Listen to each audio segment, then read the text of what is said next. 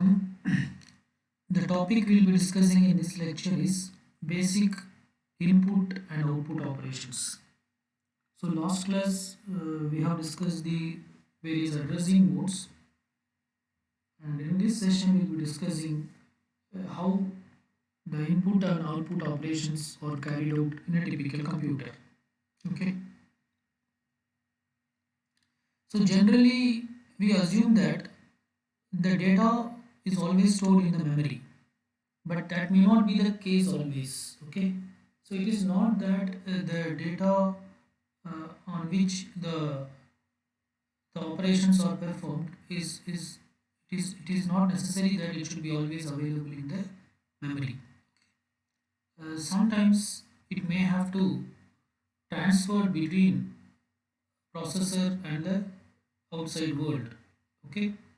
or or maybe the data has to be transferred from keyboard to the processor, or from processor to the disk, or processor to the monitor.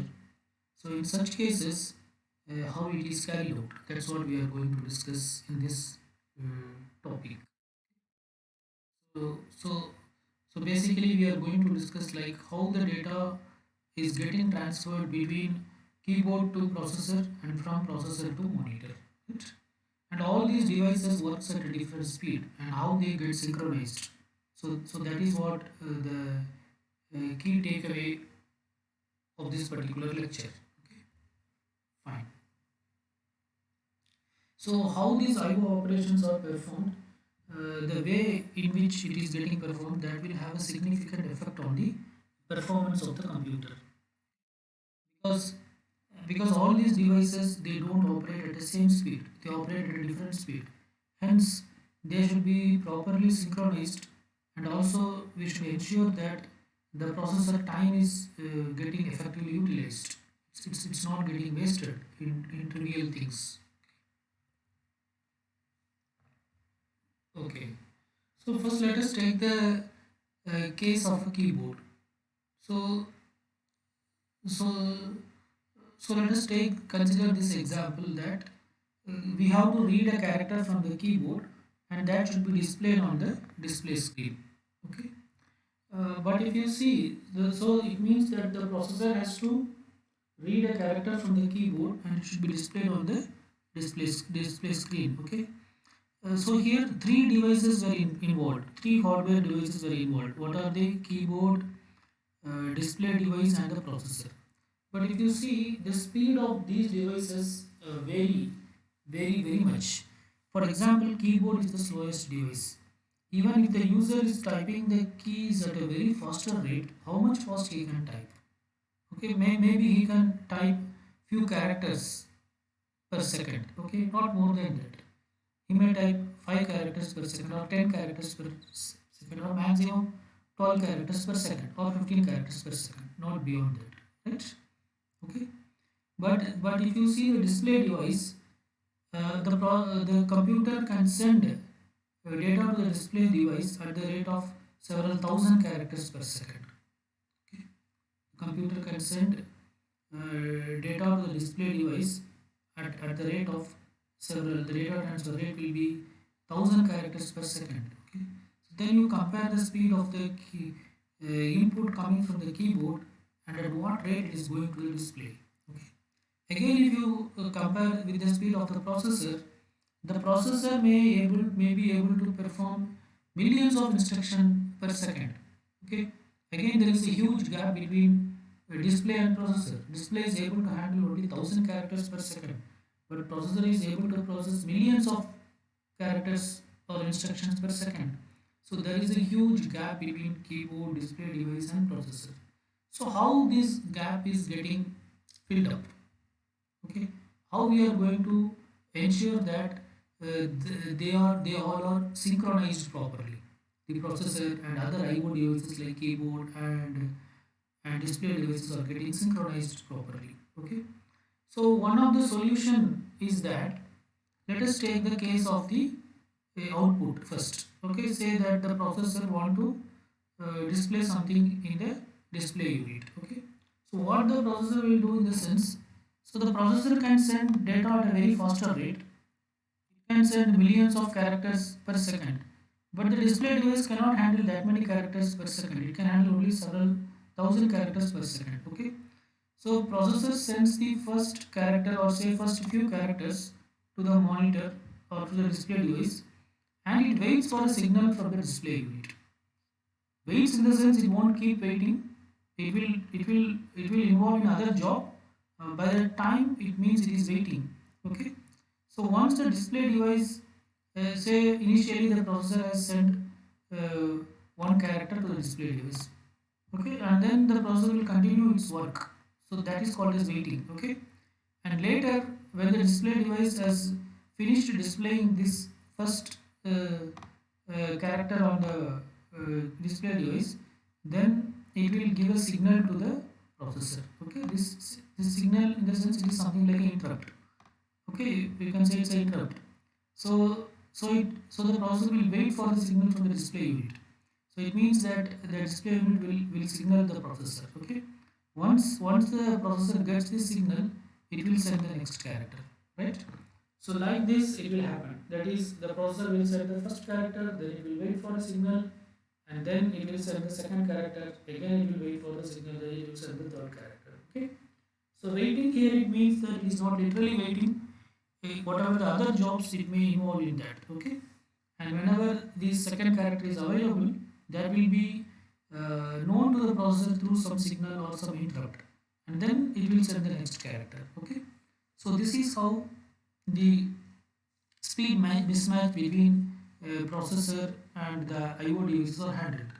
The same logic is applicable for input also. Okay, but in the input it is in the reverse way. For example, if there is some character is available in the keyboard buffer, it means that the user has typed something. So say this is a keyboard buffer. So if something is available in the keyboard buffer, then a signal will be generated to the processor. That is, there is something to be read. So then the processor will read that. Okay. Again, after reading, it will become empty. Again, when it becomes full, so again, if user enters something, again a signal will be generated to the processor. Okay, then it will come and read. So this is how the slower devices and faster devices they get synchronized with each other, right? Okay. So you can see this particular diagram. Here there is a common bus. There is a common bus which is being shared by the processor, by the keyboard, and also by the display unit, right? Okay. So in the keyboard you can see there is a buffer. So this data in is nothing but the keyboard buffer. Okay. Whatever the user types, it will store in this particular buffer. So this buffer is called as data in, or you can, or this is also called as registers. This is also called as registers. How there are registers in the CPU? In CPU we have general purpose registers. Similarly, there will be also registers in IO devices. Okay. So these registers are generally called as data in or data out. The registers that are present in an input device will be called as data in. Okay. Keyboard is an input device. So the register in the keyboard is called as data in. The registers that are present in the output device, display unit is a output device. The registers that are present in the output device are called as data out. Okay, fine. So in the keyboard, this sin is something a flag. Okay, sin is something a flag which says that is there some data available in data in or not. Okay, so data in, some data available means, it means what? User has entered some data. If some data is available means processor should read that data. Okay. In that case, this SIN flag will set to 1. It means that already the buffer is full, processor has to read it. Okay. So it is an intimation to the processor. Processor will check whether SIN is 1 or not. If it is 1, it will understand that okay, there is some data to be read, so it will read. It will read that. Okay. Similarly, coming to the display device, this yes out will be set to 1 if data out is clear. Okay, if there is nothing in data out, then yes out will be set to 1. Okay, because here it is what, if S out is set to 1 in the sense, now processor can write something to data out, which can be displayed on the monitor or printer, whatever it may be. Okay, so if already Okay, if already data out is full, if already there is some content in data out, then S out will be 0, because already there is some content and that should be displayed, and till then processor should not write anything to data out. Okay, so here if data out, if S out is 1, it means that data out is empty and the processor is free to write something to the data out. Okay, and that will be displayed on the monitor. Okay, if already data out has something, then S out will be 1. But in the keyboard it's the reverse way. If data in is having some content, then sin will be set, which means that processor has to read it. If there is nothing, then sin will be 0. Okay. Whereas here, when there is when there is no data, when data out is empty, at that time S out will set, because now processor can write something and that will be displayed. Okay, and already some data is there, S out will set to 0. Okay, so this is how this data in register and data out register works. So these are the registers corresponding to IO device. So these every IO device will have either the register data in or data out. Okay, fine. Mhm. There are some machine instructions which is used to check the flag. Okay, say for example how the processor will understand whether something in the keyboard buffer or not, how it will read. So that will be done by this instruction. So branch. So this you can see this is a label. Okay, branch to read wait if SN is 0.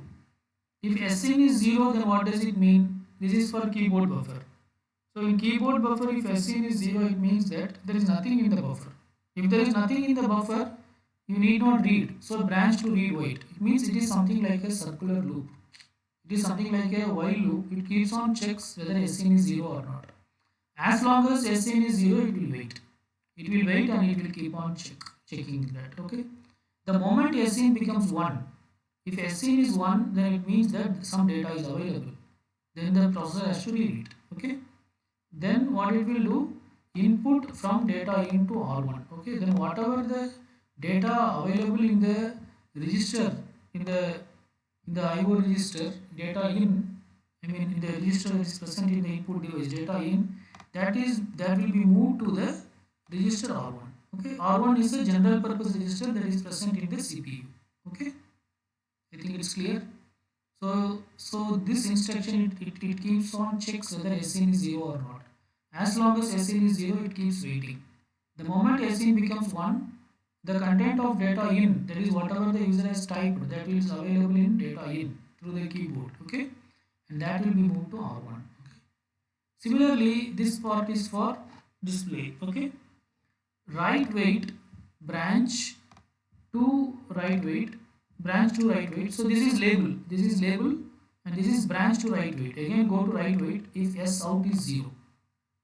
Okay, so in this case if S out, when S out will be 0, S out will be 0 when already there is some when S out will be 0. S out will be 0 when already there is some content in the data out. Okay, if already there is some content in the data out, then S out will be 0. Okay, if there is some content in the data out, then what does it mean? If already there is some data in data out, then what does it mean? Then that data should be moved to the monitor. It has not yet moved to the monitor. It has not yet gone to the monitor. So that it is waiting there. Okay, now you cannot accept new data. Okay, so branch to write wait if S out is 0. If S out is 0, it will keep on looping here. It will keep on looping here. Okay, if S out is 1, then it means that data out is clear. Data out is clear. Now now the output device is ready to accept new data from the processor. Okay, so what it is doing, output from R1 to data out. Whatever the value in the register R1 is nothing but a general purpose register which is in the processor. The content of R1 will be now moved to data out. Okay, fine. So it will keep on wait until S out is 0. SOUT is 0 means already data out is full, that should be returned to the monitor. The moment data out becomes free, what it will do in the sense whatever the content of R1 that will be moved to data out. So this is how uh, this checking the status registers of IO devices were implemented in a processor. Okay, right. So there is something called as memory mapped IO. See, memory mapped IO in the sense, always there need not be special instructions to check the status of these registers. Okay, you need not actually you need not require a special instruction to check the status of these instructions. Okay, so here actually in this case, this is an example. Here we used some special instructions. SIN directly we are checking whether SIN is 0 or SOUT is 0, but such special instructions are not required. Even with memory addresses it can be done. Okay, so that concept is called as memory mapped IO. With memory mapped IO, what we do in the sense, some memory address values are used to refer to peripheral devices. Okay, generally memory address refer to what? It will refer only to memory locations. Memory address will refer only to memory locations. Okay, but memory mapped IO means what? Memory is mapped with IO device. Some memory locations, it may not refer to actual memory location. Okay, rather it may refer to an IO device. Are you getting? So that concept is called as memory mapped IO. So some of the addresses in the memory, they may not refer to the memory location, but they may actually refer to the some of the IO device. Okay, how that can happen, that we will discuss with an example here. Okay, so so here let us take the no so with memory mapped IO we need not require any special instructions to access the is status of the uh, what do you call IO device registers. Okay, uh, instead we can also you can use the device status registers. Okay, instead of memory mapping you can also use the device status registers. What does it mean? See, there is something called a status register for every IO device. Okay, for uh, for the IO devices there is something called a status register. Okay, it has some bits.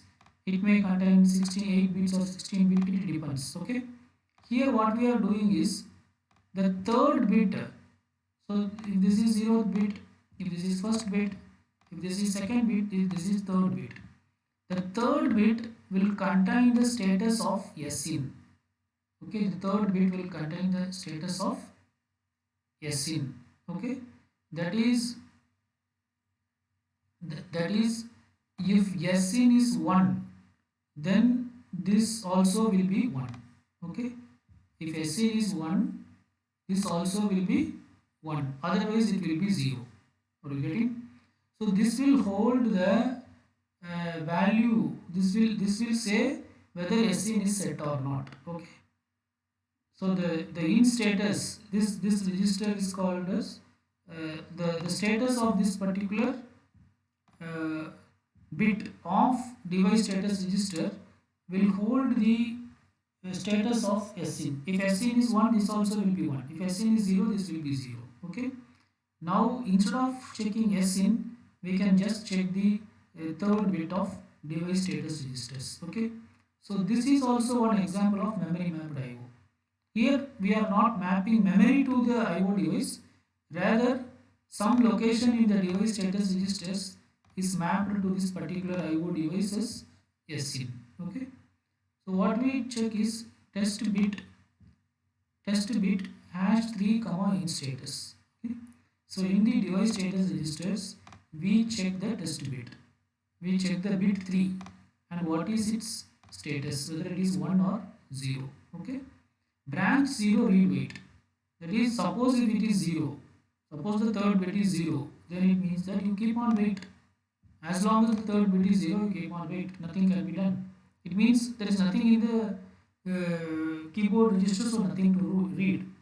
Otherwise, suppose if it is 1, if the third bit is 1, then this it is not zero, so this instruction will execute. Then what it will do, move byte data in comma r1. The task is same. It means keyboard buffer is having something, move that to r1. Okay, fine. Similarly for write also, in case of write, okay, when you want to perform write, the third bit of device status register, that will refer to out status. Okay, the third bit of the device status register, it may refer to out status. Okay, so instead of third bit, it may be some other bit also. This is just for understanding. Okay, what we are doing, test bit 3 comma out status. What is the out status value? If out status is 1, if out status is 1, then it means that already something is in the I mean data out. Okay, so already something is there in the uh, if uh, if out status is 0, if out status is 0, then it means there already something there in the data out, so you have to wait. So it checks whether the third bit, what is the out status. If it is 0, you keep on wait. The moment it becomes 1, the moment if it is 1, it means that the data out is now it is clear, so some other new data can come in. So move byte r1 comma data out. So whatever the content of r1, now it will move to data out. Okay, so this is how. So here the difference between the previous instruction and this instruction is, this type of instruction is possible only if there are some dedicated instructions available to access those registers in the particular IO device. Okay, okay, then you should have a dedicated instruction uh, for accessing those registers. But if you want to if you don't have any such instruction, if you don't have a dedicated instruction to access a particular peripheral device, then how you can access? Then you can access either by using memory mapped IO or by using device status registers. Okay, some bit of the device status registers will tell the status of that particular uh, input or output register. Okay, SIN is an input register, SOUT is an output register. Right? Okay. Initially SIN will be 0 and SOUT will be 1. Okay. SIN 0 means what? Initially there will be nothing in the keyboard buffer. Okay. And SOUT is 1 means what? SOUT is 1 means mm, SOUT is 1 means initially the data out buffer also will be free. That means it is ready to receive data from the processor. Okay, so that it will have something that can be displayed in the monitor. Right? Okay, so here is a program which read a line of character from the user, and it will display it in the display device. Okay, so let us see the code. So what we are doing is move LOC comma or not. Okay, so LOC is some memory address. Okay, it is immediate addressing, so that address is moved to R0, not the value. If LOC is 2000, just 2000 is moved to R0. Okay, then this is the read part, whatever we have written previously, the same code. Test bit hash 3 in status. Okay, so in the device status register we are checking the third bit of in status register. Okay, so these two are different registers. In status is one register, out status is another register. Okay, in status register will give the status of SIN. Okay, the third bit of in status register will give the status of SIN, and the third bit of out status register will give the status of uh, SOUT. Okay, SOUT is in where? SOUT is in display, and SIN is in monitor, is in keyboard. Okay, in display the flag is called as SOUT, in keyboard the flag is called as SIN. Okay, fine. So these are in status refer to the register in keyboard. Okay, out status refers to the register in the register corresponding to the display device. Okay, fine. So in the in status registers, third bit we are checking whether it is uh, 1 or 0. If it is 0, you keep on waiting because there is nothing to read from the keyboard now. Keyboard buffer is empty. Okay. The moment it becomes 1, then it means that there is some data in the keyboard and that data is moved to R naught. This is the indirect memory location. So whatever the memory location it refers to, there it will be offered. Okay, it will be moved. It's an indirect location, so it's not directly referring to that memory. So if it is showing 2000, then 2000 will have some address. In that address it will be stored. Okay. Similarly, then echo. Echo is used to display whatever the character it is reading. Again, a test bit has the out status. In the out status, now we are checking the third bit. What is that? If it is 0, keep on waiting. Keep on echo and waiting. Echo means keep on waiting this. Otherwise, if it is not 0, if it is 1, it means that there is the data out is free. So whatever is in the memory, that can be moved to whatever the content the processor has, that can be moved to data out. So again, here also we are using indirect addressing. R not refers to, indirectly refers to some address. Okay, the content of that location can be moved to data out. Okay, so now one character is read and that is moved to display. Okay, next we want to read character, we want to read a line of character. Once the line is over, we press what? Enter. So enter is called as carriage return. Enter is also called as carriage return. So we have to keep taking input until the user is not pressing enter. Okay, so compare hash CR represents carriage return. Okay, maybe it refers the ASCII value of carriage return. Is compared with R naught. What is R naught? What is R naught? R naught is nothing but uh, the recent input given by the user, that is available in R naught. Okay, the recent input whatever the user gave, that is available in the indirect memory location or not. So here also it's indirect location. Okay, if both are same, that is if user also has entered carriage return, then this will return 0. Okay, so if branch not equal to 0, read. As long as it is not a carriage return, repeat. Again read and display. Again read and echo. Again read and echo. Like that. If it is equal to 0, it will stop. Okay. So this is a code which will read a line of character and it will display. Right. So that's it about this topic. So here we have discussed like the basic IO operations, how it is done.